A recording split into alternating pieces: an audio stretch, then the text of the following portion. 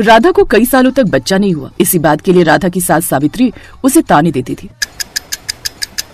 राधा माँ दुर्गा की परम भक्त थी। वो रोजाना ही माँ दुर्गा के मंदिर जाती और अपने लिए संतान मांगती। एक रात राधा को स्वप्न में माँ दुर्गा के दर्शन हुए। राधा, मैं तुम्हारी भक्ति से प्रसन्न हूँ। तुम्हारी झोली में जल्दी ही एक सुंदर बालक खेलेगा। इतना कहते ही माँ दुर्गा अंतर्ध्यान हो गई। राधा सपने की बात अपनी सास और पति को बताने लगी। उससे पहले ही सास ने राधा से ऐसा कुछ कह दिया जिस कारण राधा का दिल टूट गया। राधा, अपने माता पिता को बोल देना कि हम सुरेश की दूसरी शादी कर रहे हैं। तुम तो इस घर को चिराग दे नहीं सकती हो, इसलिए हमें तो दूसरा रास्ता अपनाना होगा। माँ जी, दुर्गा माता ने कल रात मुझे सपने में दर्शन दिए थे। उन्होंने मुझे कहा था कि बहुत जल्द मैं माँ बनने वाली हूँ और मेरी गोद में बच्चा खेलेगा। हाँ, इतने सालों में तो जैसे हमारे घर में बच्चों की लाइन लग गई हो। मुझे विश्वास नहीं है इन झूठे सपनों पर। पहले भी तुझे कई बार तेरी दुर्गा माँ ने सपने में दर्शन दिए हैं, पर अभी तक उन्होंने बच्चा तो दिया नहीं। पिछले कई महीने से तू मुझे ऐसा ही कह रही है कि तुझे माँ दुर्गा का सपना आता है। अरे सपना तो आ रहा है, सच कब होगा? माँ, इसकी बातों पर ध्यान मत दो। तुम मेरे लिए दूसरी लड़की देखना शुरू कर दो। मैं भी तंग आ गया हूँ। लोग बातें बनाते हैं कि शायद मैं ही बच्चा नहीं कर सकता, पर किसी को क्या पता कि कमी इसमें है। ये बांझ है। अचानक राधा बेहोश होकर गिर जाती है। कुछ देर बाद गांव के एक डॉक्टर ने राधा का चेकअप किया और सबको खुशखबरी दी। बधाई हो, आपकी बहू माँ बनने वाली है।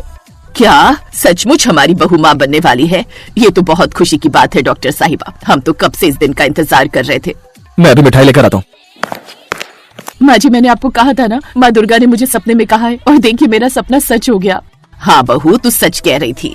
अब मुझे तुझसे कोई शिकायत नहीं है। बस अब जल्दी से इस घर में बच्चे का जन्म हो जाए तो ढेर सारी खुशियाँ आ जाएंगी।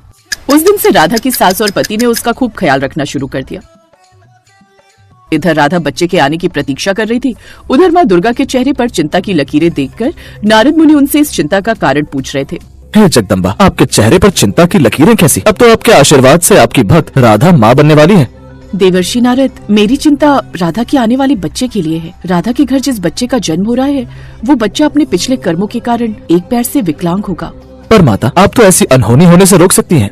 देवर्षि नारद, पिछले जन्म के कुछ कर्म हमेशा हमारे साथ चलते हैं, इसलिए शुरू के 5 वर्ष तक इस बच्चे को अपने पिछले जन्म के कर्म काटने होंगे। उसके पश्चात ही मेरी कृपा से ये बच्चा फिर से ठीक होकर चलने लगेगा। राधा मेरी परम भक्त है। मैं जानती हूँ उसका आने वाला बच्चा भी इस जन्म में मेरा भक्त बनेगा और मेरी ममता से वो सभी कठिनाइयों से बचता रहेगा और फिर राधा के जीवन के सारे दुख दूर हो जाएंगे। बस राधा को मुझ पर पूर्ण विश्वास और संयम रखना होगा।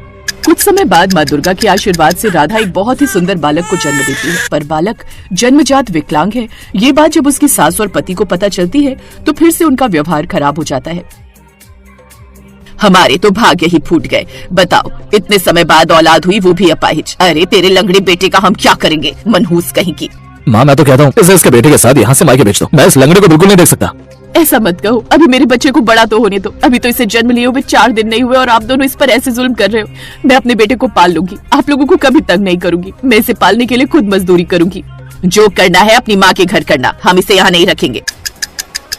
राधा की सास और पति ने उसे घर से निकाल दिया। राधा रोती हुई अपने बच्चे को लेकर मायके आ गई और उस दिन से राधा ने खुद से मजदूरी करना शुरू कर दिया। राधा ने अपने बेटे का नाम तिलक रखा। तिलक धीरे धीरे बड़ा होने लगा, पर वो चल नहीं पाता था। राधा उसे गोदी में उठाकर नहलाती, धुलाती, तैयार करती और माँ दुर्गा के मंदिर लेकर जाती। तिलक राधा के साथ मिलकर माँ दुर्गा की पूजा करता। तभी मंदिर के पुजारी बाबा उसके पास आए और उससे बोले, राधा बेटी, तुम कह रही थी ना वैष्णो देवी के लिए बस जाएगी, तो मैं तुम्हें बता दूं, अगले हफ्ते वैष्णो देवी यात्रा के लिए मुफ्त बस सेवा दी जा रही है। तुम चाहो तो वैष्णो माता की यात्रा पर जा सकती है। तुम्हारा मन था ना तिलक को माता वैष्णो के दर्शन कराने का?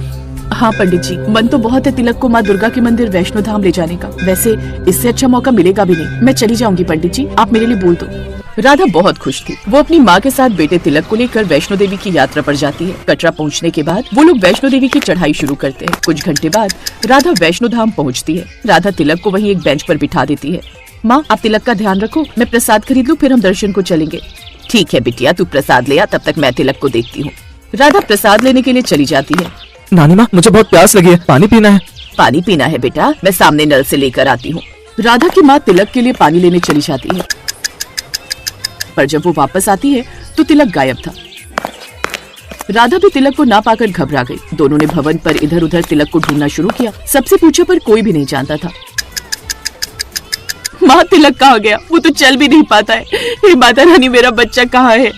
अभी थोड़ी देर पहले ही तो मैं उसके लिए पानी लेने गई थी, कहीं कोई उठाकर तो नहीं ले गया। हे वैष्णो माता, तिलक की रक्षा करना। एक बार हम भवन के अंदर देखते हैं, कहीं तिलक भवन के अंदर तो नहीं है। राधा तिलक को भवन के अंदर ढूंढती है। तभी राधा और उसकी माँ की नजर भगवान के दरबार में चल रहे माँ दुर्गा के कीर्तन में जाती है। भक्त माँ दुर्गा के भजन गा रहे थे और एक छोटा सा बच्चा उन भजनों पर नृत्य कर रहा था। उसके गले में माँ दुर्गा की लाल चुन्नी थी। वो छोटा बच्चा कोई और नहीं बल्कि तिलक था। राधा और उसकी माँ की आंखों में आंसू आ जाते हैं। माँ दुर्गा के चमत्कार से तिलक के पैर ठीक हो गए थे। माँ दुर्गा ने जैसा नारद मुनि को कहा था बिल्कुल वैसा ही हुआ। तिलक 5 वर्ष का हो चुका था। माँ दुर्गा ने वैष्णो यात्रा का फल दे दिया। राधा के बेटे तिलक के पैर ठीक कर दिए।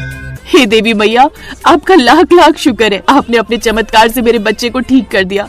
मेरा तिलक खेलने कूदने लगा। आपकी जय हो दुर्गा मैया, आपकी सदा ही जय हो। राधा खुशी खुशी वैष्णो देवी की यात्रा करके वापस लौटती है। अब उसका बेटा तिलक बिल्कुल ठीक हो चुका था। सुरेश और उसकी माँ को जब ये बात पता चलती है कि तिलक चलने फिरने लगा है तो वो राधा को वापस बुलाने के बारे में सोचते हैं, पर राधा उन्हें साफ मना कर देती है। शायद राधा का ये फैसला बिल्कुल सही था। दुख की घड़ी में उन दोनों ने उसका साथ नहीं दिया, उसे घर से निकाल दिया, इसलिए तिलक पर उनका कोई हक नहीं था। माँ दुर्गा का नाम लेकर राधा अपने बेटे तिलक के साथ खुशी खुशी जीवन बिताने लगी।